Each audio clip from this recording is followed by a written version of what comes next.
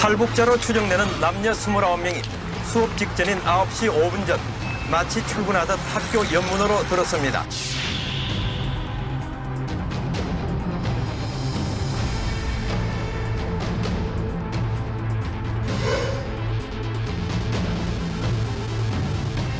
이제 대사관 경비가 너무 강화되니까 이제 외국인 학교를 이제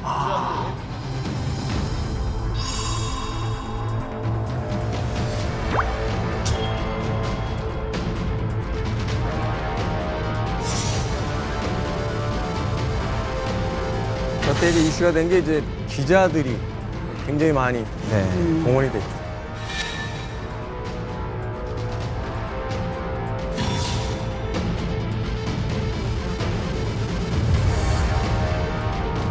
(2004년에는) 유난히 우리 북한을 탈출해서 해외 공간으로 진입하는 탈북민들이 많았습니다. 그런데 앞서 보셨듯이 뭐 일본 총영사관, 스페인 대사관, 각종 이 대사관들의 경비가 강화되니까 2004년 10월에 29명의 탈북자가 대사관이나 영사관은 들어가지 못하게 되니까 중국 북경에 있는 한국 국제학교에 과감하게 이제 진입을 한 겁니다. 그래서 국제학교 교장실까지 이제 들어가게 되는 거죠. 그래서 당시 이 한국 국제학교 에는 탈북민들을 체포하기 위해서 완전 무장한 중국 공안들이 쫙 깔리게 됐고요. 한국 기자, 중국 기자들도 실시간으로 이 탈북민들의 소식을 취재해서 국제사회에 알려서 전 세계가 이 주목하는 사건이었습니다. 그런데 안타깝게도 이들의 바람대로 바로 한국으로 올 수 없었고요. 장기간 중국에 발이 묶였어야만 했습니다. 13개월을 장장 중국에서 더 체류하다가 나중에 한국으로 입국할 수 있게 됐는데요. 그런데 도대체 그 국제학교에서 29명의 탈북자들에게는 무슨 일이 벌어진 거고 왜 이들이 13개월 동안 중국에 묶였는지 그 생생한 이야기가 오늘 이만갑에서 펼쳐집니다. 13개월이요? 13개월. 북경 한국국제학교에 29명의 우리 북한 주민이 들어가게 됩니다. 그 사건의 주인공을 모셨습니다. 설은 씨의 아내이자 뽀얗고 귀여웠던 우리 한유미 씨를 모셨습니다. 반갑습니다.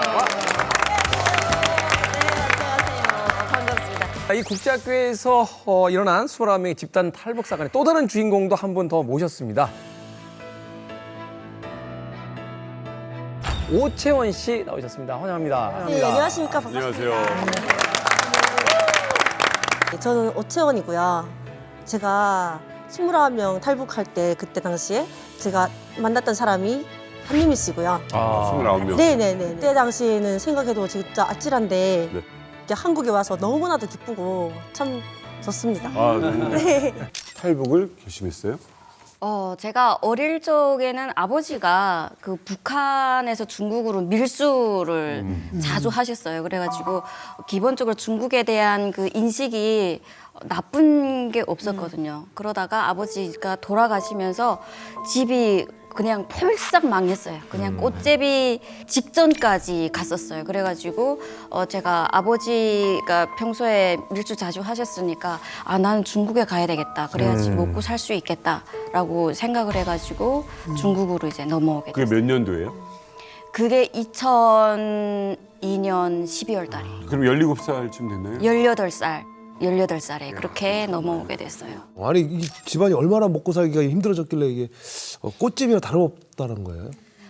이제 저희 어머니가 경제적으로 그렇게 능력도 없으시고 또 나이도 그렇고 이제 활동을 잘 못 하셨어요. 그래서 저는 그때 되게 활동적이었어요. 그 당시에. 그래서 언니랑 저랑 북청에서 청진까지 사과 장사를 했었어요. 북청은 사과 고장이고 청진은 사과가 안 나니까 그거를 이제 배낭으로 해서 기차로 해서 이렇게 옮기고 막 이런 장사를 했었어요. 그것도 밑돈이 조금 있어야 되고 그래서 그 장사를 하다가 중간에 기차가 이제 연착이 많이 되니까 북청에서 청진까지 제가 7일 동안 갔던 적도 있었어요.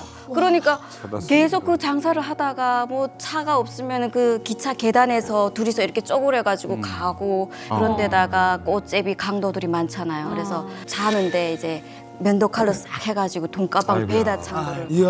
훔쳐가고 그때는 야 이거 지금 이게 미천인데 집안의 기둥인데 이게 없으면 어떻게 하지 그런 생각밖에 안 들었고 진짜 이 개를 잡으면 모가지 따버리겠다 막 이런 생각이었어요. 그때는 정말 그렇죠. 악밖에 없고 정말 악질처럼 살았었어요. 다 우리는 까먹고 갔으니까. 그래서 이제는 할 게 없는 거예요. 그래서 미천이 안 드는 나무 장사를 했어요. 산에 가서 나무를 해서 장마당에서 이렇게 팔고 하는데 그때 제가 제일 힘들었던 거는 제 나이 또래 학교를 못 가고 나무 장사를 하니까 동네에서 애들도 손가락질을 하게 되고 막 이런 것들이 너무 힘들었었어요. 자존심이. 싸돌리고. 배고프고, 예. 같이 놀던 애들도 안 놀아주고 혹시 얘하고 친해지면은 강내 한 킬로라도 달라할까봐 그런 게 있었어요. 그게 너무 느껴지는 거예요. 그 전에는 안 그랬는데. 그때 생각하면은 너무 막 악이 나거든요. 지금도 막 절박한 심정으로 브로커 찾아가서 저를 중국으로 저도 같이 데려가 주시오 삼촌 하면서 빌었어요. 그랬더니 브로커가 너는 아이 된다 그러더라고요. 그래서 그때 생각한 게 어차피 언니를 데려가면은 인신매매를 하는구나. 그러면 나도 이제는 성인이 됐으니까 어른이 됐으니까 나도 시집 갈 수 있습니다. 나를 팔아주시오. 그렇게 했었어요.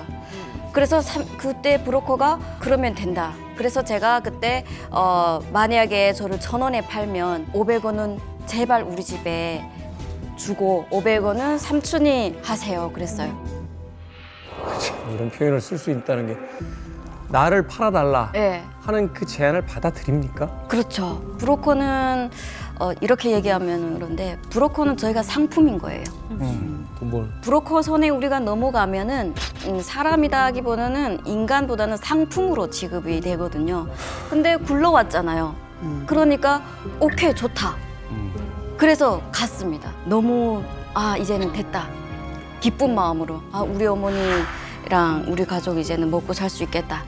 1년 동안은 이런 마음으로 갔었죠. 중국으로 이렇게 넘어갔는데 중국 브로커 집이에요, 이제. 근데 4-5명 있었는데 한 명 이제 중국 남자분들이 막 와가지고 무시라고 쌀라쌀라쌀라 하더니 이제 데리고 가고 또 하루 이틀 있다가 일주일 있다가 또 쌀라쌀라 하고 데리고 가고 고르는 거예요, 계속 거기서? 그러더라고요. 예, 고르는 골라서. 거야? 그야말로 그렇죠. 고르는 거. 예. 저 제일 마지막에 남았는데 제가 한 2주 있었던 것 같아요. 그래서 제가 그때부터 불안해가지고 아줌이 어제 저는 아이 데려갑니까? 나를 왜 아이 데려갑니까? 나 빨리 가야지 이 돈을 가지고 우리 북한에 어머니랑 먹고 사는데 제가 계속 그랬어요. 그랬더니 그 브로커 그 아줌이가 애 낳아줄 새액씩 구하고 농사질 새액씩 구하지 양딸 같은 애를 아예 구한단다. 너무 어리니까. 네.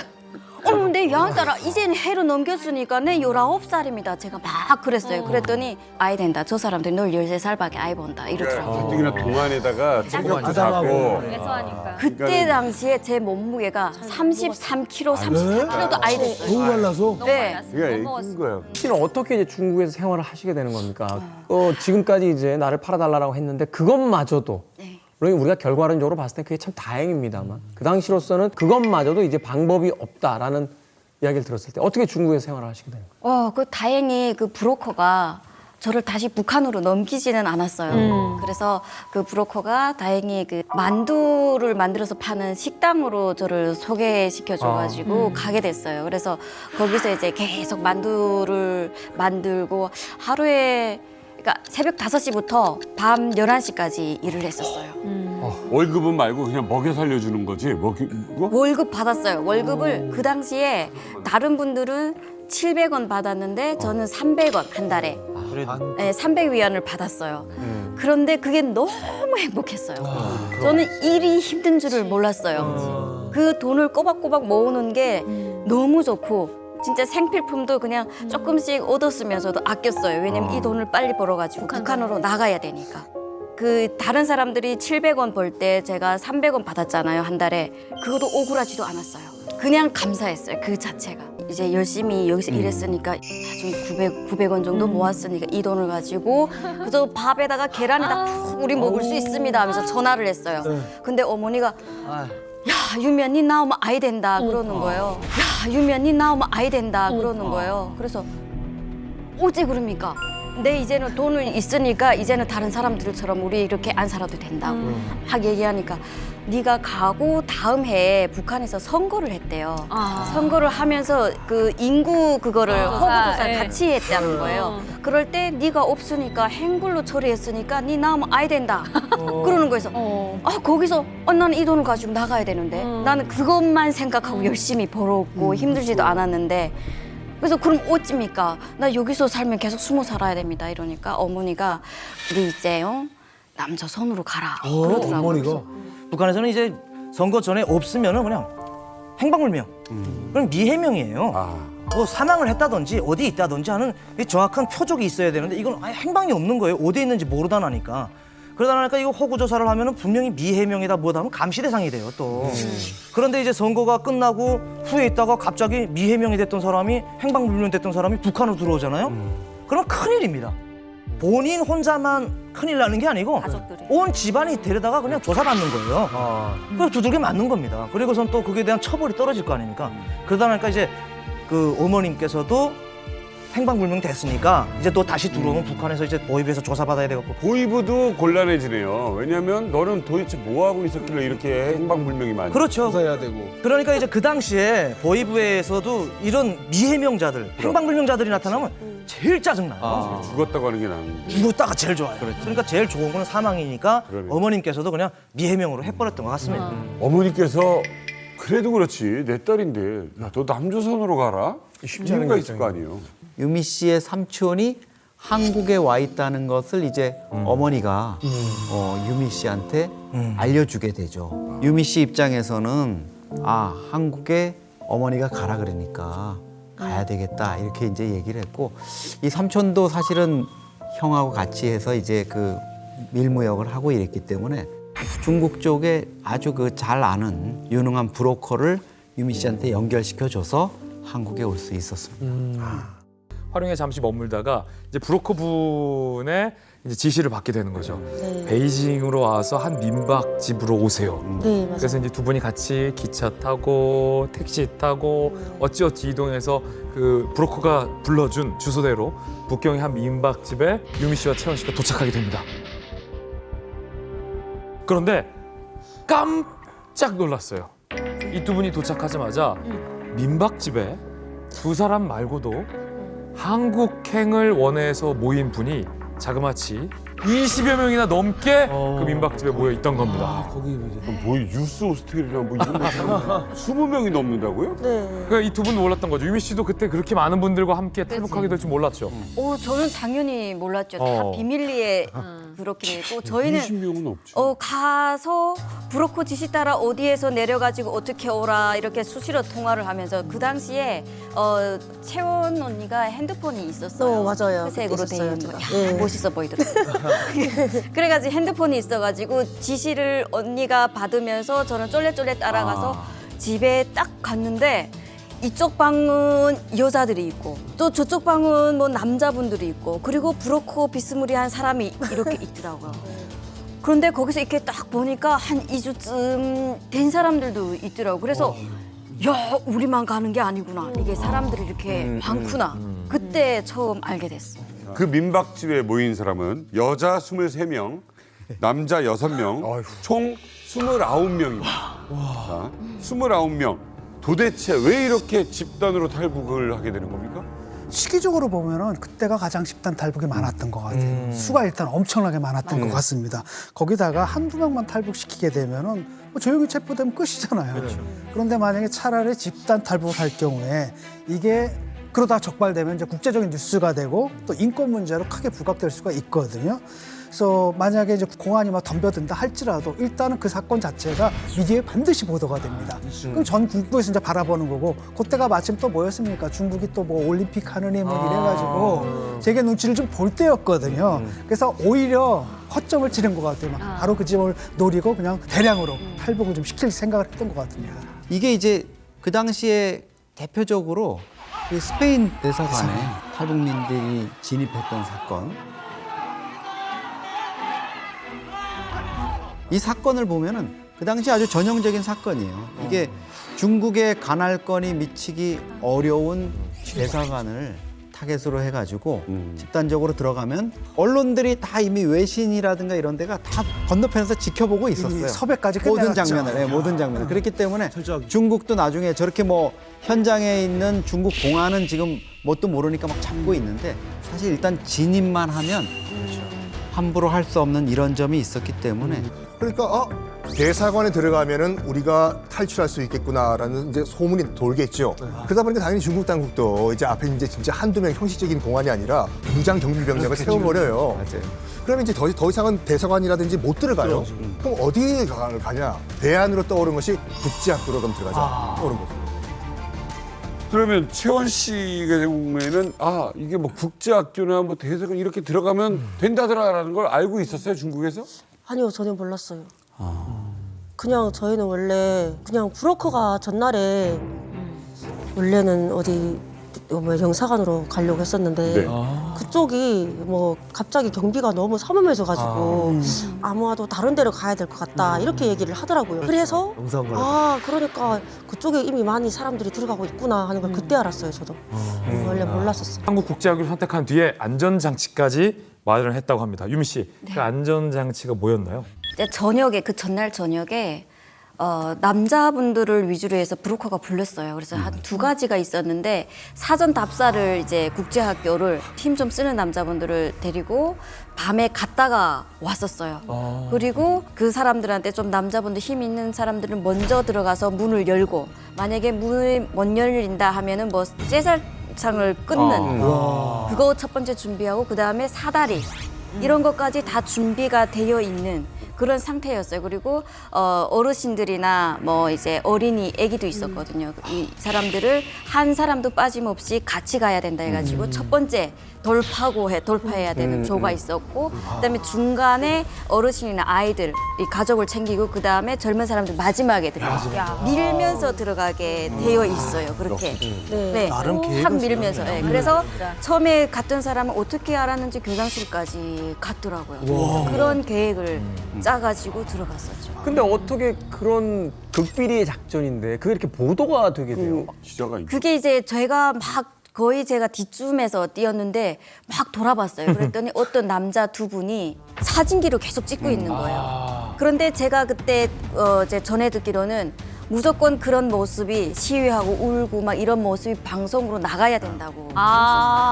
뭔가 사진을 찍는데 근데 거기까지만 생각을 했어요. 그렇지. 다른 결은 여기 있어요. 네, 없어요. 목표는 척이에요. 사진을 찍는구나 네. 이렇게 생각을 했었어요. 그러니까 이게 브로커가 기자를 섭외했나 봐요. 그러니까 이게 사전에. 네.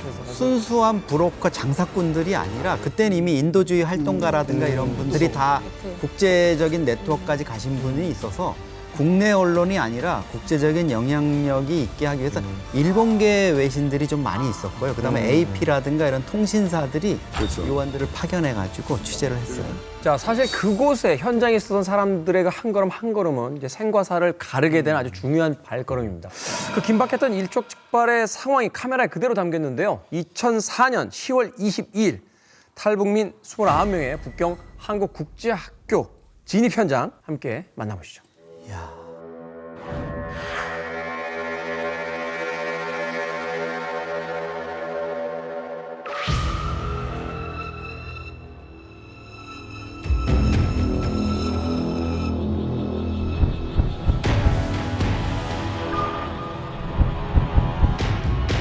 이게 이제 이 벌판을 가로질러서 세상에 저런 데야. 탈북자로 추정되는 남녀 29명이 수업 직전인 9시 5분 전 마치 출근하듯 학교 연문으로 들었습니다. 기자들이 그냥 저 안에까지 같이 들어갔었네. 아이고.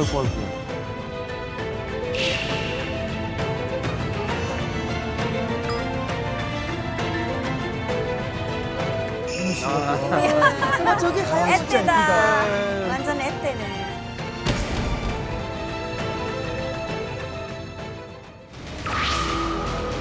공안이 이제 포위 당했구나 지금. 어머 다 기억나. 다 기억나시겠죠.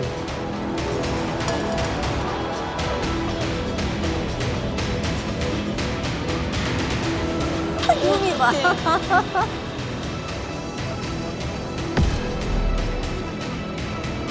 진심일 것 같아요. 네.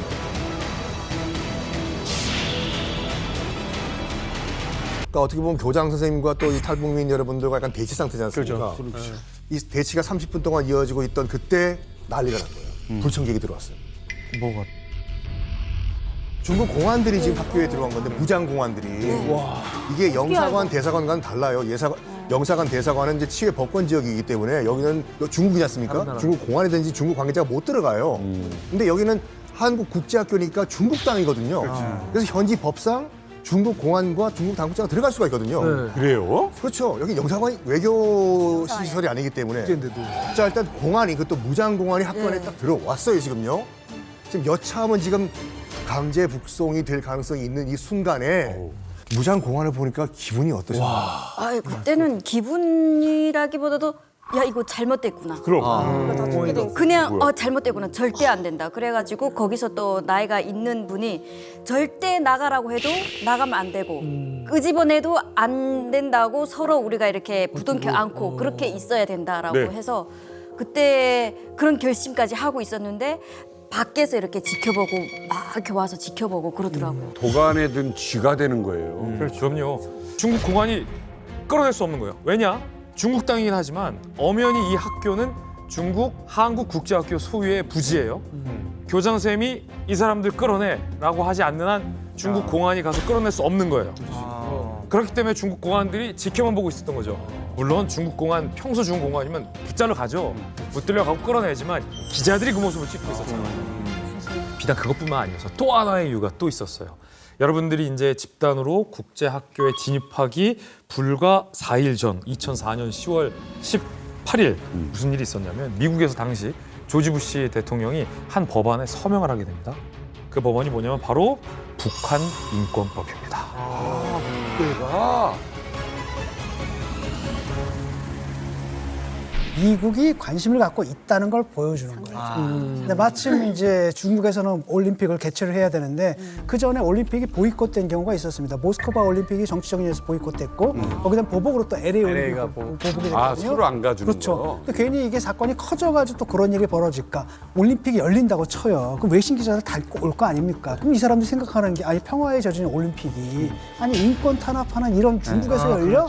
그다음에 이런 일이 있었네라고 해서 그걸 보도하기 시작해봐요. 그럼 아주 짜증나는 상황이 있거든요. 오히려 역효과가 나는 그렇죠. 왜냐하면 자기들은 그러니까 중국의 위대함을 보여줘야 되는데 이런 피곤해지거든요. 그러니까 이 문제를 좀 깨끗하게 해결을 하려고 네. 아마도 그때는 눈치를 볼 수밖에 없었던 거고 그래서 기획하신 분들이 탈북을 기획하신 분들이 그런 상황을 잘 이용하신 것 같아요. 학교 관계자들이 비상대책회의를 열게 됩니다. 그 자리에서 일단 학교에서는 한국 대사관에 연락을 하자. 그래서 상황을 알리고 한국 대사관의 지시를 기다리자 이렇게 결정이 나버립니다. 그래서 대사관에 일단 지침을 기다리면서 이분들은 어떡합니까? 뭐 나가라고 할 수는 없지 않습니까? 또 그 탈북민들 중에 뭐 노인들과 어린아이들도 있지 않습니까? 인도주의적인 이유에서 목숨을 걸고 탈북한 이들 보고 나가라. 이렇게 할 수는 없었던 거죠. 그래서 학교 측에서 되도록이면 어떻게 시간을 끌면서라도 일단은 이분들을 갖다 보호하기로 한 겁니다. 그래서 학교 측에서도 이렇게 제안을 했다고 합니다. 지금 교장실이 너무 좁으니까 거처만 옮기자. 옆에 큰 강당이 있으니까 강당으로 좀 가시라고. 근데 그 브로커가 이런 말 했잖아요. 절대로 교장실 바깥에 나가지 말라고. 그 교장실 바깥에 나가면 죽는 거라고 생각하는 거예요. 난 북한으로 가기 싫다. 그랬더니 이제 학교 측에서 설득을 한 거죠. 우리 학교 측도 북한으로 안 보내겠다. 믿어달라. 그래서 탈북민 여러분들도 그럼 학교 측을 한번 믿어보자 해서 강당으로 옮겼는데 그때 생각이 그래 여기서 하루 이틀 정도만 지나면 우리가 한국행이 성사되겠지 했는데 웬걸? 일주일 쓰다면서요. 강당에서만. 강당에서만. 유미 씨와 채원 씨 영사관으로 간 후에 한국행 비행기에 바로 오르시게 됩니까? 아쉽지만 그렇게 바로 비행기에 오를 수는 없었습니다. 아쉽지만 그렇게 바로 비행기에 오를 수는 없었습니다. 영사관 분들이 반갑게 맞아주셨어요. 그래서 영사관 건물 안에 들어왔어요. 됐다, 다행이다. 아, 내일 갈래나? 내일 모레 한국 갈래나? 그런데 웬일? 이미 대한민국 영사관에서 보호하고 있었던 영사관 내에 탈북민 인원이 130명. 이 숫자는 기준 인원을 3배 이상 초과한 인원이 앞에 130분이 한국행을 기다리고 있었던 거예요. 무슨 말을 하는 아, 영상은 안 해요? 그렇게 하염없는 기다림 속에서 순번이 계속 밀리고 몇 개월이 더 흐르자 이제 아무래도 그때 이 태국민들이 극도의 어떤 스트레스를 받게 되죠. 그래서 우리 채원 씨와 유미 씨가 극단적인 방법을 쓰기로 결심을 합니다. 그 방법은 바로 극단적인 방법을 쓰기로 결심을 합니다. 그 방법은 바로 단식 투쟁, 단식 투쟁, 단식 투쟁. 아니 근데 두 사람은 어쩌다 이 단식 투쟁 같은 방법까지 쓰게 된 건가요? 사실은 제가 그 단식 투쟁을 시작하게 된 제가 원조예요. 제가 네. 왜요? 왜냐면요. 어떻게? 그때 당시에 6개월이 지나고 시간이 지나갈수록 사람들이 막 다 지쳐가지고 엄청 싸우는 거예요. 스트레스 받고 하니까 누가 한마디 하면 싸우고 나중에는 공부하던 애들이 막 책을 막 쭉쭉 찢어요. 네, 초점이 풀려갖고 막 아무 생각 없이. 그리고 1년 거의 지나니까 막 피부병이 생기고 계속 이렇게 불빛 아래서 계속 있잖아요.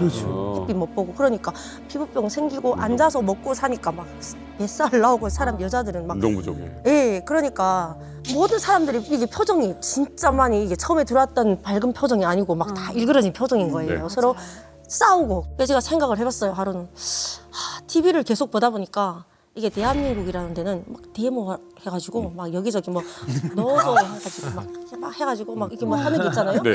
그래서 생각을 해보니까 우리도 저렇게 해갖고 누구 한 사람이 나서서 어떤 방법으로 우리가 힘들다는 걸 표현하면 누군가 들어주지 않을까 이런 생각을 했거든요.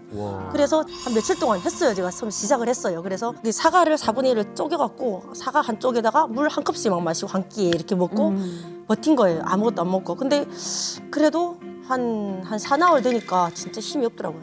그냥 그런 식으로 해서 단식을 했는데 주변에 동생들이랑 언니들이랑 야 진짜 하네? 하니까 하지 말라고 했는데 우리도 할게 이렇게 된 거예요. 그래 한 일주일 정도 거의 지나가지고 8일 정도 됐는데 급식 가져왔다 수거해 가시는 분들이 계시잖아요. 그분들이 아마 영사관 측에다가 얘기한 것 같아요. 하루에 밥 안 먹은 도시락들이 그냥 나가는데 무슨 일인지 한번 알아봐 달라. 해가지고 영사관에서 저 불렀어요. 저를 불러가지고 이렇게 영사님이 총 이렇게 불러가지고 물어보길래 이렇게 얘기했단 말이에요. 왜 안 보내주냐? 우리 지금 1년 다 됐는데 여기서 죽지도 못하고 나가지도 못하고 그래 너무 심각한 상황이라 우리는 더 이상 너 힘들다 어떻게 하냐 하니까 그분도 들어보고 나서 알겠다고 일단은 들어가 계시라고. 우리 정부의 어떤 이 간절한 중국과의 협상이 받아들여지게 됩니다. 그래서 무려 영사관에 입성한 지 13개월 만에 한국행 비행기에 오르게 됩니다.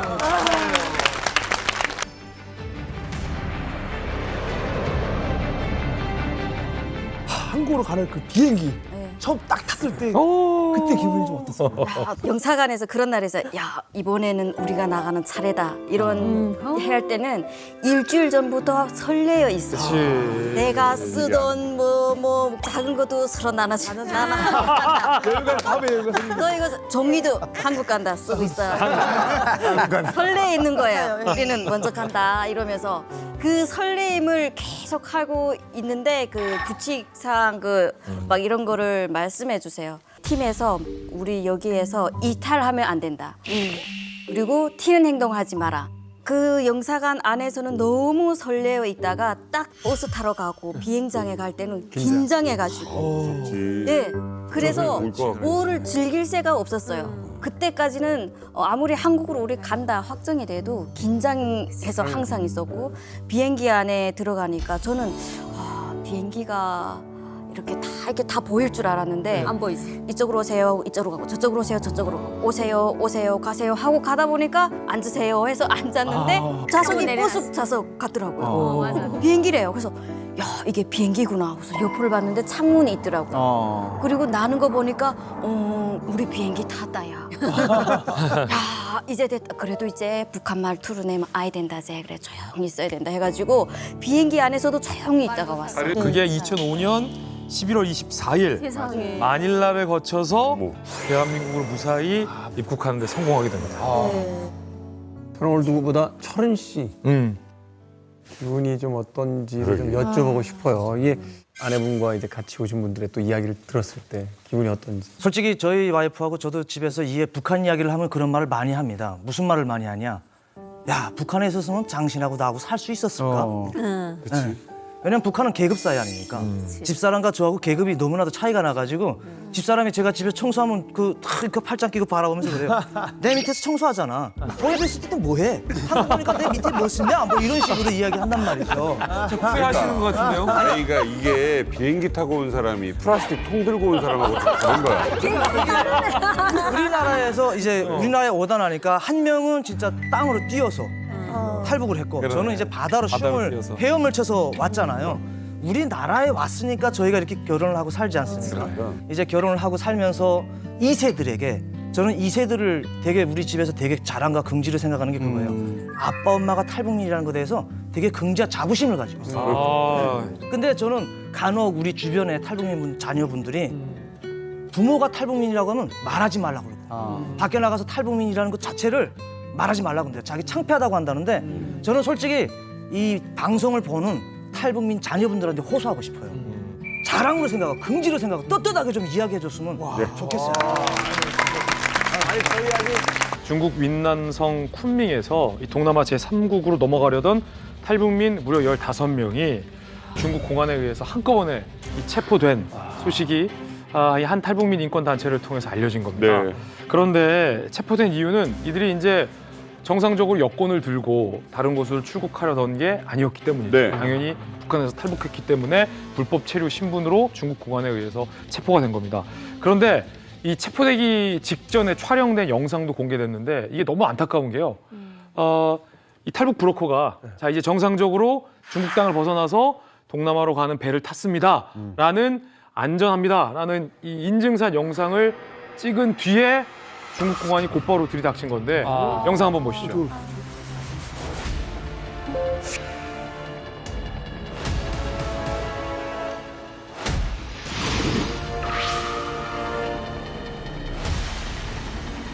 자, 이렇게 칠흑 같은 어둠 속에서 비밀리에 이제 물이잖아. 배를 타기 위해서 쾌속장을 타기 위해서 강변에서 이동을 하는 겁니다.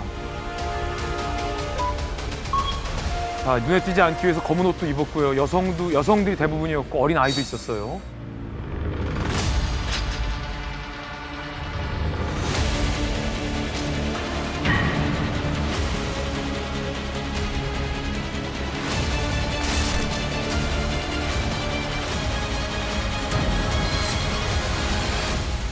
저 강만 건너가면 이제 중국 땅을 벗어나는 거예요. 그러면 중국 공안으로부터 탈출. 그러면 아시겠지만 제3국 동남아를 통해서 안전하게 그 땅까지만 오면 이제 뭐 한국행은 안전하다라고 봐도 될 정도인데 체포된 것으로 알려지고 있습니다. 참 안타까운 게 뭐냐면 지금 여러분 보셨던 중국 그 윈난성 쿤밍이라는 곳이 어디냐면요. 동남아와 이제 중국의 경계가 되는 그 중국의 이제 서남쪽 최남단이거든요. 중국의 완전 서쪽이네요. 완전 서쪽이에요. 거의 끝까지 다 간 거죠. 네. 이렇게 돼 있구나. 3개 나라가 붙어 있네요. 거의. 그러니까 지금 4개가. 세 나라와 접경을 하고 있는데 일단 미얀마와 라오스와 베트남이에요. 그러네요. 아시다시피 미얀마는 군사 독재 반서방 국가고 라오스와 베트남은 사회주의 국가인데 특히 라오스 같은 경우에는 북한과 굉장히 친하죠. 근데 문제가 뭐냐면 저까지 가는 이유가 뭐냐면 저 밑에 태국 있잖아요. 태국까지만 가면은 살 수가 있어요. 근데 문제는 태국까지 가기 위해서는 미얀마, 라오스, 베트남 중에 하나를 선택해서 건너야 되는데 가장 단거리는 라오스거든요. 근데 라오스에서 많이 검거가 돼요. 그 버스 타려다가 우리 학생들 막 열심히 맞습니다. 가시는 또. 그래서 지금 어떻게 보면 거의 구할까지 다 왔는데 마지막 순간에서 안타깝게 체포가 된 거죠. 현재 북한 분위기에서 만약에 북송을 당했다. 이거 공개 처형 아닐까요? 심각한 거죠? 그렇죠. 얼마 전에도 막 중학생 20-30명 막 공개 처형 막 하고 이랬는데 그러니까 지금 이 상황에 북한에서 영상만 봐도 좀 공개 처형인데. 근데 어디서 잡혔냐도 또 중요하거든요. 남한으로 아예 가사가 그냥 잡힌 거죠. 중국에서. 이거는. 누가 봐도 남한으로 가사가 잡힌 그쵸. 거니까 중국에서 그냥 있다가 그냥 거기서 잡힌 거랑 남한으로 실제로 강을 건너려 시도를 하다가 현장에서 잡혔기 때문에 뭐 길림에서 잡혔다, 길림성에서 잡혔다, 뭐 심양에서 잡혔다. 내가 정말 살기 위해서 이렇게 팔려나갔어요. 내가 어쩔 수 없었어요. 그런데 내가 이렇게 조국으로 다시 돌아와서 다행이에요. 이렇게 얘기를 하게 되면 아무리 때려도 난 정말이에요. 이렇게 얘기하게 되면 그냥 교도소형으로 끝나요. 근데 이 사람은 변명거리가 없어요. 변명거리가 훈민인데 없어요. 우리는 곤명이라고 하거든요. 곤명을 갖다라는 거는 남한 기도, 한국 기도로 보거든요. 그러니까 이 사람들은 교도소를 못 가요. 아무리 아니라고 해도 발뺌 못 해요. 너는 무조건 한국 기도고 난 현장에서 잡힌 거야. 심지어 브로커하고 같이 잡혔잖아. 맞아. 자, 그런데 여기서 이제 다시 탈북의 문제로 돌아가 보겠습니다. 탈북이라는 게 이제 한 명, 두 명 이렇게 소수의 인원으로 하는 것도 쉽지가 않아요. 동료 친구 15명을 설득하여 2016년 대한민국에 모두 같이 왔습니다. 아니면 그 얘기를 들어보니까 그 몇 년 전에 중국에서 근무하던 식당 종업원들 13명이 탈북한 사건도 있잖아요. 예. 그때도 보게 돼. 결국 그 식당을 운영하던 지배인이 설득해가지고 주도하에 13명이 한꺼번에 집단 탈북을 했었었죠. 사실은 이제 호위사령부 출신인데 자신뿐만이 아니라 자신의 이제 동료들까지 데리고 이제 탈북을 했다. 여기에 분명히 어떤 사연이 있을 것 같고 또 사연이 이제 펼쳐지는 어떤 과정도 굉장히 흥미진진할 것 같은데 더군다나요. 이 윤철 씨가요. 호위사령부 출신뿐만이 아니라 그 외할아버지가 북한에서 출신 성분 중에 최고라고 평가받는 항일 열사 출신이라고 합니다. 어머. 우린 사실 이제 항일 열사라는 게 뭔지 잘 감이 안 오는데 유 대사님, 이 항일 열사 출신이라는 게 뭡니까?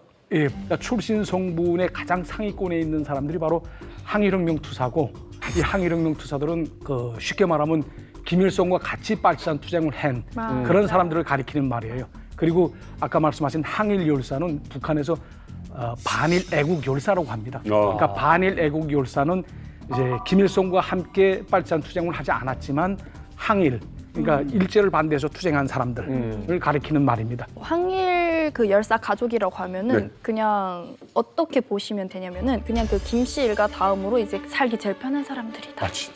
이런 게 있어요, 진짜로. 그래서 막 저희 같은 경우는 배급을 뭐 구경도 못 했거든요, 아예. 근데 이 사람들은 꼬박꼬박 배급 꼬박꼬박 나오고요. 그리고 이게 좀 국가적인 명절 때마다 선물이 더 들어가요. 훨씬 많이 들어가고. 야심한 밤에 국경을 넘었어요. 그런데 눈 덮인 이 산길을 넘느라 사람들이 좀 피로해지잖아요. 긴장도 좀 풀리고 북한에 들어오긴 했는데 필요한 상황. 야, 그래서 그러면 오늘 밤은 그 밤도 어둡고 그 피로하기도 하니까 또 국경도 넘었겠다. 브로커 집에서 한숨 자고 가자라고 해서 이제 브로커의 집에서 다들 자기로 합니다. 그래서 한참을 자고 있는데 근데 갑자기 자던 중에 동무 일어나라오. 뭐뭐. 동무 일어나라오. 뭐뭐. 누군가 윤철 씨를 다급하게 깨우는 큰 소리가 들려온 거예요. 바로 호위부 요원들이 브로커의 집으로 그날 새벽에 들이닥친 거예요. 누군가 야심한 시각에 몰려다니는 일행을 수상히 여겨서 보위부에 신고를 한 거고 그 보위부가 현장을 급습한 겁니다. 아무리 충성심이 강한 윤철 씨라고 하지만 그때 너무 놀랐을 것 같아요. 놀라죠. 심경이 어땠습니까? 일단은 뭐 북한까지 왔지 하다 보니까 마음을 놓은 거예요. 그렇지. 내 조국인데. 그런데 그 밤새 긁다 보니까 이게 옷이 다 젖었거든요. 그래서 그 친구가 밥이라도 한술 먹고 가서해서 밥을 탁 먹었는데 온몸이 나를 딱 쓰러졌는데 눈을 탁 떴는데 보위부에서 온 거예요. 근데 북한에는 공민증이라고 해요. 공민증 보자고 그래요. 근데 여기서는 신분증이죠. 근데 다 공민증이 없어요. 근데 저만 있었어요. 저는 항상 공민증 중국에도 가족 같대요. 딱 꺼낸 거죠. 네, 딱 줬거든요. 그러니까 알았어요. 딱 받더라고요. 그래 딱 나가는 순간에 문을 열고 나가는 순간에 난 딱 그석시 밀고 문을 딱 걸었죠. 다다 그런 거예요. 보지도 나가는 순간에 문 걸었어요. 딱 돌아서 돈 다 꺼내라. 그러니까 우리가 다 그때 당시 다 4명인가 있었어요. 돈이 다 많았어요. 중국 돈이잖아요. 다 중국 돈이죠. 돈 꺼내가서 그 주인한테 돈을 무조건 책임져라. 딱 그런 거예요. 그리고 우리는 이제부터 이 순간부터 우리는 다 모른다. 우리 같이 왔다 이렇게 말하면 절대 안 된다. 우리는 각자 이기 온 게 다 따로 왔다 해야 된다. 그에 네가 온 거는 네가 알아서 하고 내가 온 건 내가 알아서 하는데 우리는 다 모르는 사이다. 다 오케이 됐다. 그래서 그 돈을 딱 먹여다 문을 딱 열고 나간 겁니다. 갑시다. 또 하니까 그래 가자고. 그때까지만 해도 우리가 중국에서 왔는지 확실한 건 아니에요. 우리 일단은 이상하게 신고를 받고 왔지만 어디서 왔는 사람인지 모르는 거죠. 모르지. 저는 그때 당시 중국에서 말에 맞아 쇄골이 불러났댔거든요. 근데 그게 소문이 다 났어요. 중국에서 내가 다치다 보니까. 말에 맞아서? 네, 뒷발이 맞아가지고 제가 중국에서 이게 쇄골이 불러났어요. 딱 들어가서 옷을 다 뺏기는데 이게 딱 이걸 하고 있으니까 아이 끼네. 말에서 다쳤지? 딱 그러더라고요. 말에서 다쳤지? 딱 그러더라고요. 대박이다 진짜. 그걸 알고 있어요. 북한 보이면 다 알고 그걸 알고 있어요. 네, 그 전까지는 완전 딱 못했죠. 난 그냥 계산해서 지금 이렇게 올라왔다. 딱 이 사람 보지 못했잖아요. 우리가 온 거. 딱 보냈는데 야, 다 알고 있어. 너 북한 어디서 누구하고 일하다가 말해서 이렇게 다쳤지. 딱 그러더라고요. 이름은 누구야. 근데 이게 알게 되는 쉽습니다. 왜? 내가 그때 당시 한 몇 개월 있었는데 북한 사람들 한 몇백 명 봤습니다. 이게 그쪽 지역 사람들이 겨울만 되면 농사할 게 없다 보니까 다 중공에 와서 한 달씩이라도 일하고 다 갑니다. 그럼 이 사람들이 잡히지 않는 사람도 있지만 잡힌 사람도 있어요. 그럼 잡히면 어디 가서 어떻게 했고 거기 누가 있었고 누구 다 말해요. 다친 네. 데까지 아 내가 여기서 더 아니라고 해봤자야 이상해지고. 네 뼈대기나 맞습니다. 맞고. 근데 3지연이라 3지연에서 지도받으면 엄청 달굽니다. 그러니까 이제 지역마다 이제 사람들이 그런 게 있어요. 자기 지역이 아닌 사람들은 엄청 달고. 첫째 돈이 어디 있는가.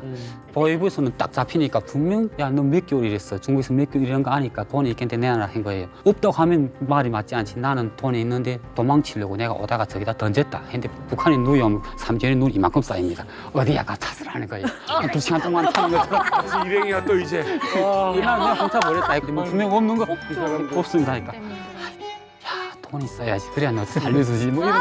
일단은 그래야 살려. 그 돈에 대해서. 근데 일단은 나는 돈은 그 집에다 맡겼고 그냥 내가 그때 이야기한 거죠. 나는 선거를 하려고 왔었고 나는 해산시 사람이다. 난 해산보위부에 넘겨달라. 딱 거기까지. 그 군보위부 부장이 이거지 하더라고요.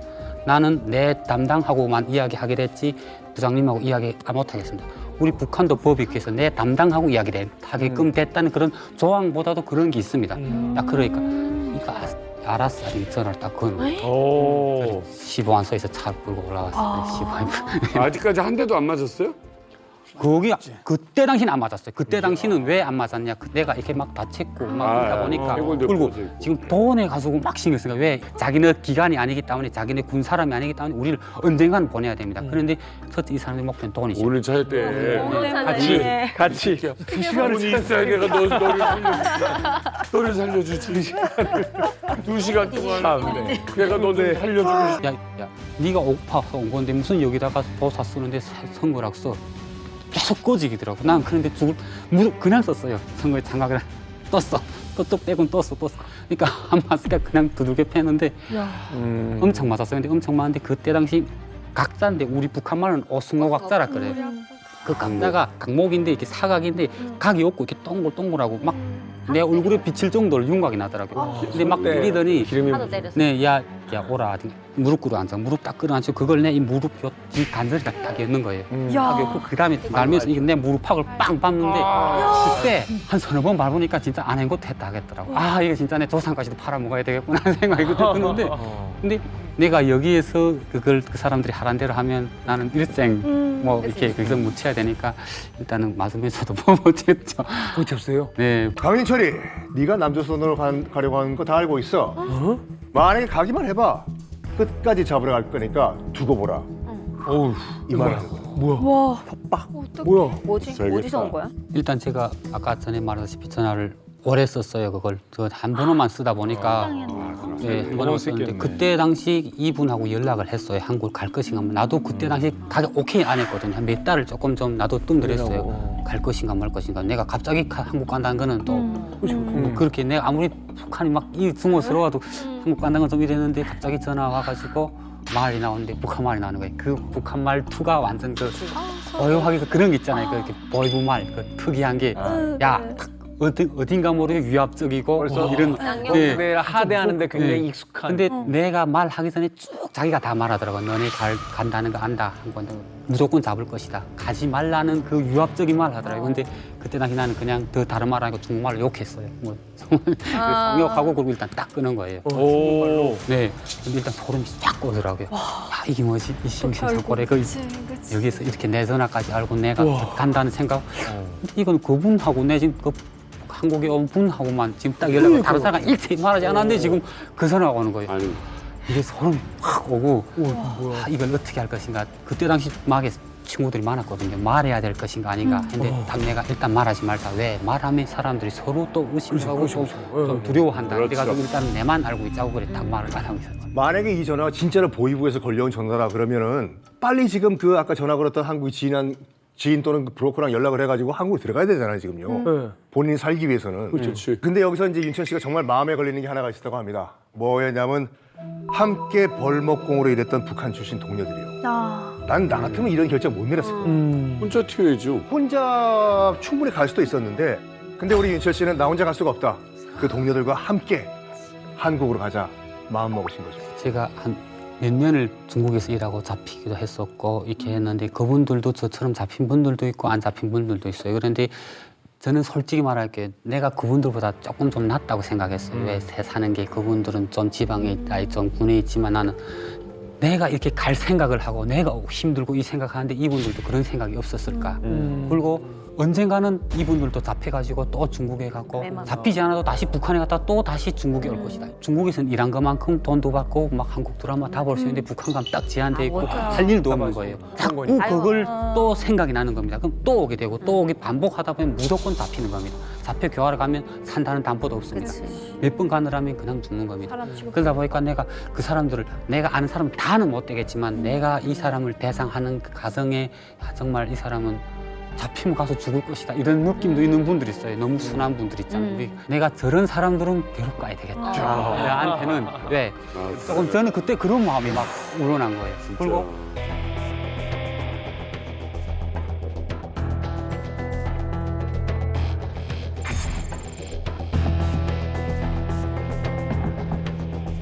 당시 또 윤철 씨가 함께 온 이 동료들 작업장 위치를 제가 준비했습니다. 네. 위치. 진짜 궁금하다. 여기입니다. 여기. 야, 이게 중국인 거잖아요. 돼지 농장. 윤철 씨가 작업했던 벌목장. 안쪽에서 여기에 윤철 씨하고 이 동료 8분이 여기 계세요. 8명. 그리고 또 이제 이 돼지 농장. 이 돼지 농장에 5분. 따로. 인삼밭에 3분이 계셨습니다. 야, 궁금한 게 아니 여기 계셨던 분들이 다 한국에 오시겠다고 하시던 분들이었나요? 일단은 우린 중국이 북한보다는 중국이 낫다고는 해도 서로 뭐 한국 가자 이런 말은 못 합니다. 왜 개인이 누가 내가 아는 분이 한국 갔었는데 그분이 어떻게 살았더라 뭐 이런 이야기는 해요. 아 그래 나도 뭐 누가 아는 분이 한국 갔는데 지금 어떻더라 이런 이야기까지는 했지. 야 우리 뭐 한국 가자 탈북하자 이런 이야기는 차마 못 합니다. 왜? 아직 그 현재는 중국하고 북한이 갇혀온 데라 어느 순간에 잘못하면 우리는 잡히는 거죠.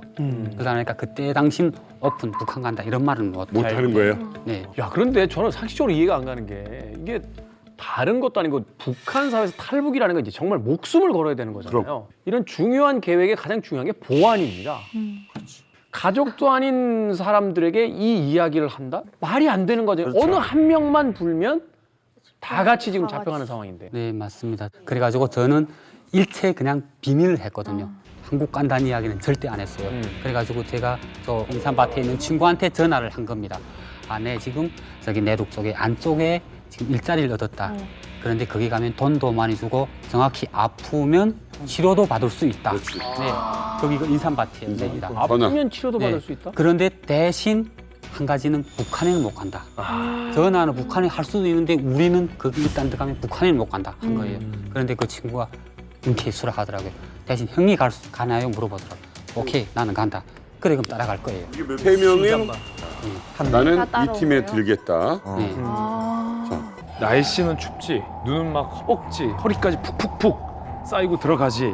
3시간, 4시간 아무리 걸어도 이 돼지 농장이 안 보이는 거예요. 그렇게 몇 시간을 걸었냐? 장장 7시간. 장장 7시간. 7시간을 눈길에서 산길을 헤매면서 길을 잃은 거죠.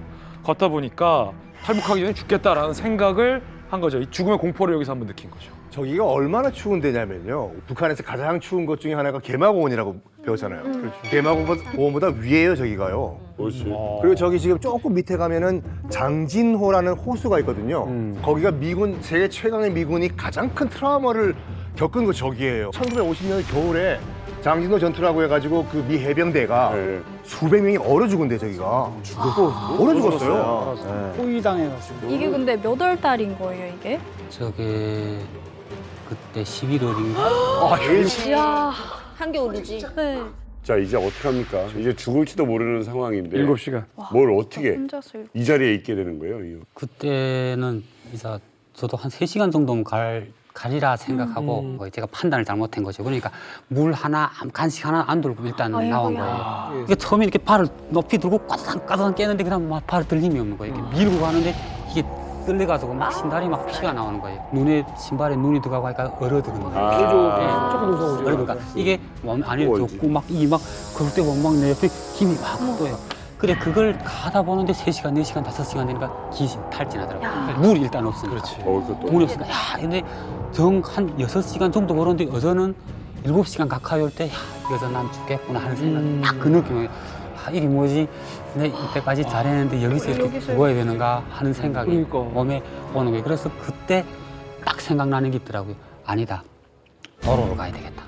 산에 가다 그냥 죽으니 도로에 가다가 터지시는 게 낫다. 사람들이 보면 그 중국 사람이 보면 신고를 하든 어쨌든 죽기보다 까무러치기 낫다니까 일단은 가서 하고 일단 도로까지 나가야 된다고 도로까지 나갔었죠. 야, 그런데 정말 하늘이 좋았어요. 이렇게 착한 사람을 거기서 얼어 죽게 두시겠습니까? 그러니까 도와야죠. 하늘이? 네, 하늘이 도와야죠. 정말 천원으로 그 친한 형님네 작업장 쪽의 사장이 먹을 양식을 차에 실어 오던 중에 얼마? 어머? 눈이 많이 와서 차가 더는 갈 수 없는 상황이라 일하는 사람들 보고 오라! 야, 다 나와라! 짐 좀 싣고 가라! 해서 형님 작업장에 있는 일꾼들이 그 짐 실으러 다 도로가로 나온 상황이었어요. 그때 쓰러져 있던 강윤철 씨를 발견한 거죠. 저 우리 형님인데? 어머나. 하면서 강윤철 씨를 극적으로 구조를 한 거예요. 와, 소리 도와줘. 자, 무슨 영화 같아. 우여곡절 끝에 구출도 되고 형님 있는 작업장에 무사히 도착을 했습니다. 윤철 씨가 목숨까지 걸면서 형님을 설득하기 위해서 찾아갔잖아요. 전 궁금했어요. 그렇게 우여곡절 끝에 가서 그 형님의 뭐라고 설득했는지도 궁금하고 설득의 말을 듣고 그 형님은 무슨 생각이 들었을까도 궁금했고 그러려면 그분들의 얘기를 직접 들어봐야 되잖아요. 그렇죠. 저희 이만갑이 그 형님과 직접 그날의 상황에 대해서 들어봐야죠. 물어봤습니다.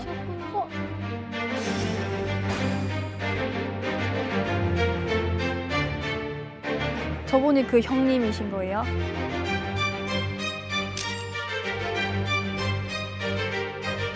그것도 한겨울에 우리인데 왔댔거든요. 갔는데 그때 그 눈이 엄청 많이 와가지고 아마 오면서 진짜 힘들게 왔더라고요. 우리도 그때 거기서 그냥 차가 물품 싣고 올라온다고 올라오는데 이게 산길에 눈이 너무 많이 쌓여가지고 올라오니까 그 가서 눈 좀 치자 해가지고 그래서 눈 치려고 우리도 나갔던 거예요. 진짜 도왔다 진짜. 근데 오다가 만났다는데 그때 보니까 벌써 그 신발이 다 젖어가지고 눈이 안 들어가지고 그 발이 다 얼어가지고 진짜 가까스로 진짜 사람이 정말 목숨이 붙어있다 할까? 그렇게 힘들게 왔더라고요 그때. 윤철 씨가 그때 오면서리 아마 차를 못 만났으면 혹시 죽지 않았을까 이런 생각이 들더라고요. 기적이다. 차를 못 만났으면 저 차를 못 만났으면. 아직 죽을 운명이 아니었던 거지. 그때 와서 그러더라고요.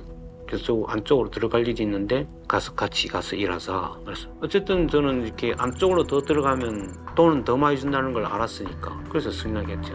그때는 뭐 한국으로 간다는 소리는 안 하더라고요. 그때 아마 강민철 씨가 한국이라는 소리 했으면 아마 저는 따라 못 썼을 거예요. 무서워서.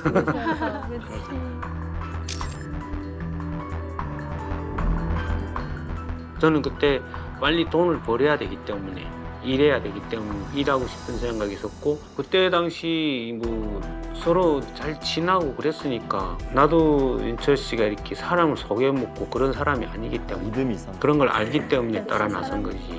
너닌 사람 모르는 사람이 와서 그냥 제 가자 하면 안 가죠. 자 이제 다음. 그러면 이제 남은 거는 이제 벌목장 다시 함께 있는 분들. 본진. 네, 본진입니다. 어떻게 또 같은 방법으로 설득하셨나요? 그분들은 같은 방법이 아니었고요. 그때 당시 겨울에는 중국이 일이 없었어요.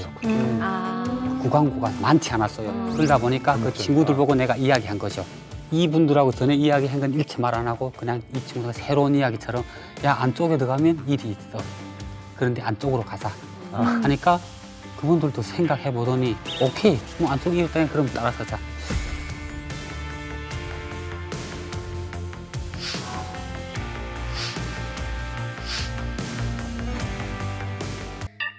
배신했다 이런 거보다 좀 서운하더라고요. 그렇지. 이렇게 사람을 속였다 이런 생각이. 지금 생각해 보면 그때 내가 여기로 올 결심을 안 했다면은 내 운명이 과연 어떻게 됐을까 이런 생각도 없지 않거든요. 근데 그때 당시로서는 좀 뭐랄까 섭더라고요. 갈 것이냐 말 것이냐 하다가 우리를 마중났던 그 선교사보고 물어봤어요. 아 이거 한국에 갔다 북한으로 가겠다면 보내주냐고 물어보니까 보내준다 그래. 자유 대한민국이기 때문에 보내준다. 일단 가보자. 기차 타서 가보고 우리 한번 판단해보자. 아마 여기까지 왔는데 이제는 돌아설 길이 어디 있겠냐. 그다음 우리는 어쨌든 가보고 뭐 우리 마음이 맞지 않으면 거기서 보내준다니까 오자.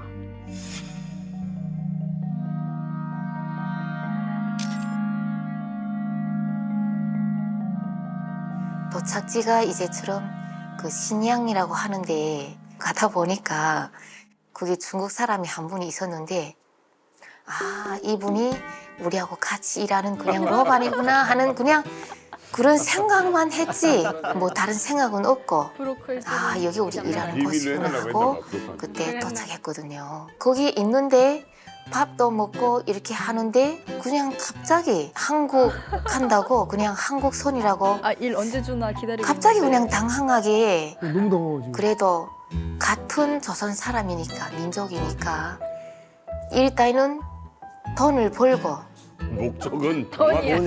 일단 돈이야. 돈 벌러 왔지 않나? 이분 만나고 싶다. 돈부터 벌어야지 우리는 돈 벌러 왔지 않습니까?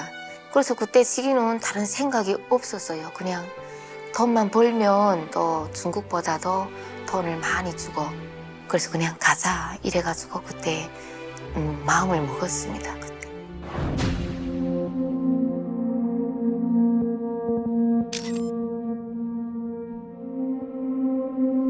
처음에 일단은 신양에 도착을 했습니다. 저희를 이렇게 안내해주는 분이 지금 전화를 막 도착을 했다고 이렇게 하는 걸 그래서 들어보니까 목사님하고 전화를 하시는 거예요. 저희가 교육받기로는 목사, 선교사 하면은 눈알도 뽑아가는 네, 이렇게 교육을 받았어가지고 이거 뭐야 이거? 저희도 그쯤 하면 일단은 알거든요. 그냥 이게 심양에서 돈을 벌려고 들어온 게 아니고 이게 한국행위로구나 느낌이 오더라고요. 그래서 내가 윤철형한테 물어봤죠. 형 이거 어떻게 된 거냐? 이게 화라는 건 진짜 말로 표현할 수 없을 정도예요. 왜냐면 저는 북한에서 저는 부모님을 모셔야 되거든요. 부모님을 모셔야 되는 입장인데 내가 없으면 우리 부모는 누가 모시냐. 나 나가겠다.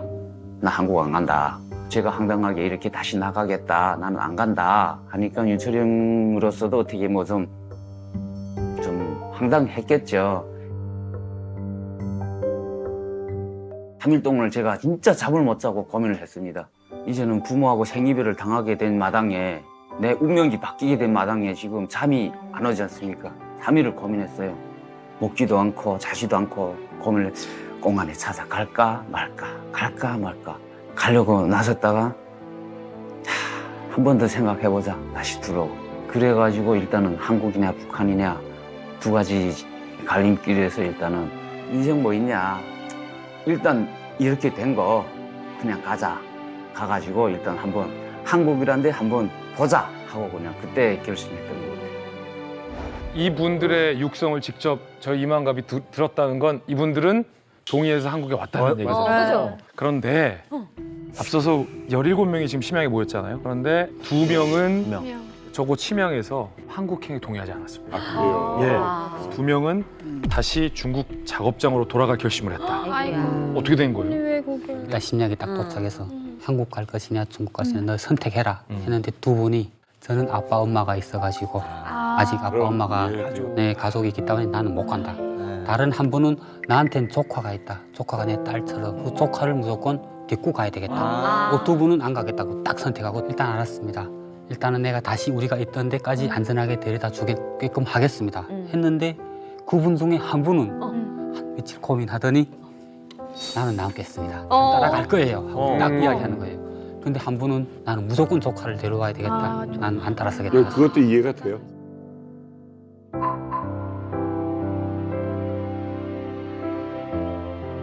후에 전화 온 거예요.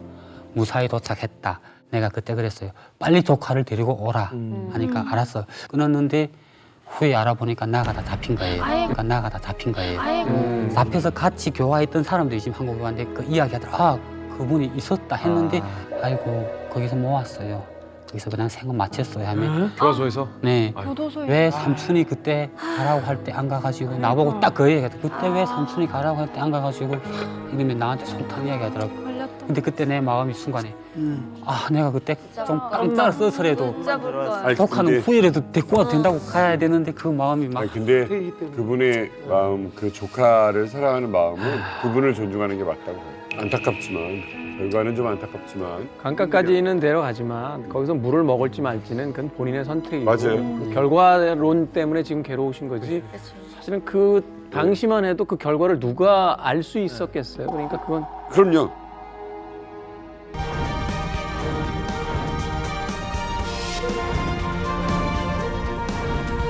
그럼 라오스를 거치신 거예요? 네.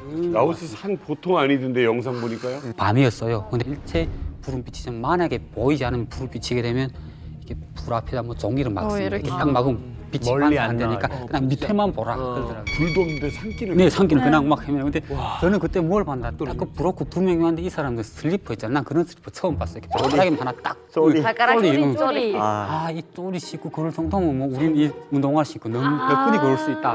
느낌이 그런 느낌이더라고. 또 뭐 전에 군복무 됐지 사내야 뭐 몇 분 하죠. 사령분들. 그렇죠. 2시간을 걸렸는데 너무 힘든 거야. 다 버려.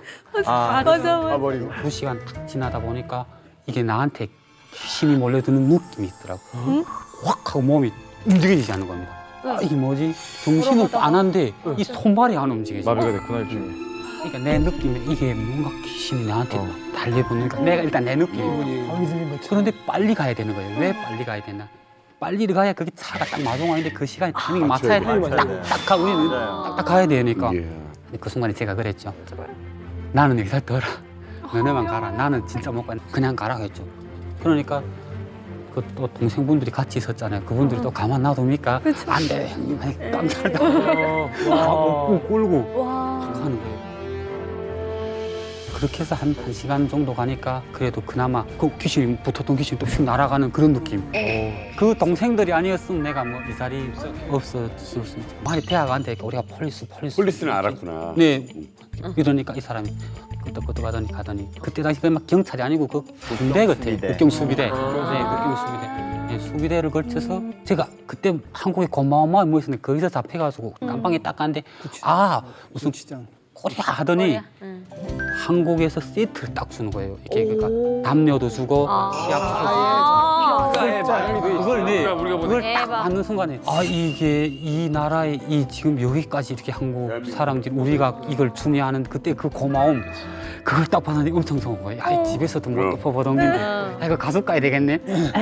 태국이라는 나라가요. 북한하고 외교 관계를 맺고 있지만 사실상 뭐 자유, 뭐 인권과 같은 그런 가치를 소방과 공유하고 있는 나라입니다. 그리고 또 우리하고도 상당히 가까운 그런 나라거든요.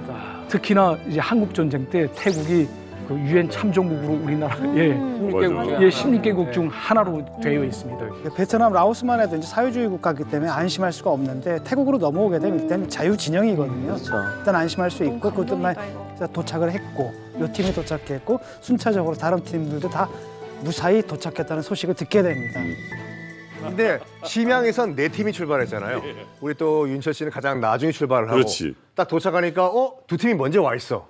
일단은 굉장히 반가웠죠. 베이스 캠프. 일단은 우리가 떠날 때 뭐 사제에 떠나면 야 우리 일단은 베트남에서 만나자 이렇게 하고 약속하고 그냥 뜯어지면서도 그냥 마음속으로 빌었었거든요. 근데 태국에 딱 와서 만난 거예요. 딱 보니까 그 사람들이 얼굴이 환한 거예요. 그 중국에 있을 때는 그 솔직히 좀 힘들었는데 얼굴이 다 밝아졌어. 태국까지 왔어. 너무 반가운 거예요. 그래서 막 우선 그랬고 다시 그 태국에서 한국 가야 된다는 것도 바란데 나는 딱 내가 일단 사람 데리고 오다 나니까 체크를 딱 했는데 3명이 없는 거예요. 3명이 없는 거예요. 한 팀이 없어요? 네, 한 팀이 없었어요. 맨 마지막에 도착인데 한 팀이 없다는 거 아니에요? 네, 저는 제일 마지막에 떠났고 제일 앞에 한 달 먼저 간 팀이 지금 없는 거예요. 먼저 네, 한 달 전에 먼저 간 팀이 없었고 그래 그 전에 있던 사람들은 이야기 물어봤는데 그런 사람들이 온 적이 없대요. 없대. 네, 그래가지고 그때 제 마음이 조금 그랬죠. 잡혔나? 어떻게 됐을까? 잡혔나? 일단 내 태국에 있는 동안 한 40일 정도 남아 있었는데 매일 기도했습니다. 일단은 그분들 좀 안전하게 좀 보낼 수 있다고.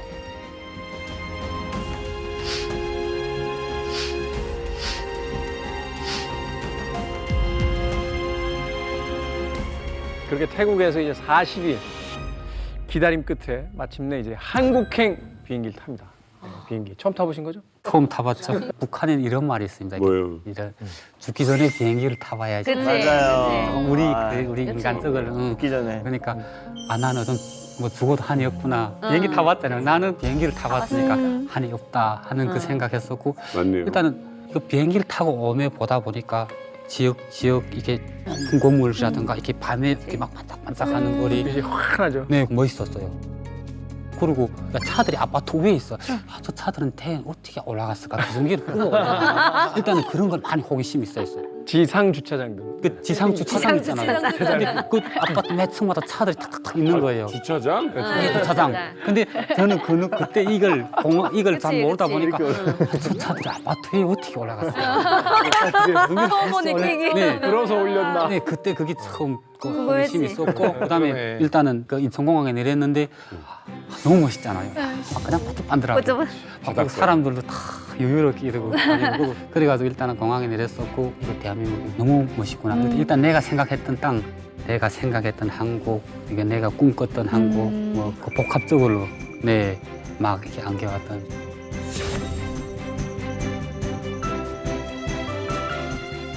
한국에 도착한 뒤에 절차대로 이제 국정원으로 이동을 해서 조사도 받고 안내도 받잖아요. 근데 국정원에서 누군가가 강윤철 씨를 떡하니 기다리고 있었던 거예요. 아까 네 팀 중에서 한 팀이 못 왔다고 했어요. 그 태국에서 못 만났던 한 팀 3명이 국정원에 와 있었던 거예요. 국정원에 와 있었던 거예요. 먼저? 국정원에서 만난 거예요. 이거 어떻게 된 겁니까? 아니 그게 우리가 네 팀으로 오다 보니까 브로커도 다 각이각색 된 거예요. 다 달랐어요. 한 브로커가 네 팀을 다 끈 게 아니고 네 팀 한 명 다 다른 거예요. 네, 다르다 보니까 이 친구들은 중국에서 넘어서 베트남에 들어서 베트남에서 대사관으로 들어간 거예요. 베트남에서 바로 네, 갈랐구나. 베트남에서 그런데 일단은 한국 대사관에 들어갔어가지고 그쪽에 있다 보니까 저보다 한 달 빨리 갔지만 그냥 비슷하게 거기서 좀 지연되다 보니까 왔어가지고 그러다 보니까 우리가 같은 기수로 15명이 다 같이 윤철 씨까지 이제 16명이죠. 저까지 하나원 동기가 된 16명. 거예요. 하나원 동기로. 정말 한국식이에요. 네, 너무 고마웠죠. 나는 그 분들을 만났을 때 태국에서 만났던 것보다 더 반갑고 그렇죠. 아 이게 내가 그래도 내가 부득이한 그 속일 수밖에 없었던 거에서 한 명도 안 잡히고 딱 봤을 때 아 이게 성공이네요. 완전. 네.